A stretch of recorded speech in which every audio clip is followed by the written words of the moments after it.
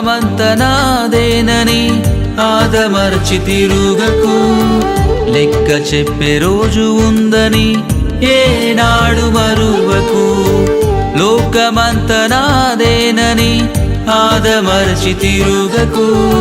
లెక్క చెప్పే రోజు ఉందని ఏనాడు మరువకు. తప్పించుకో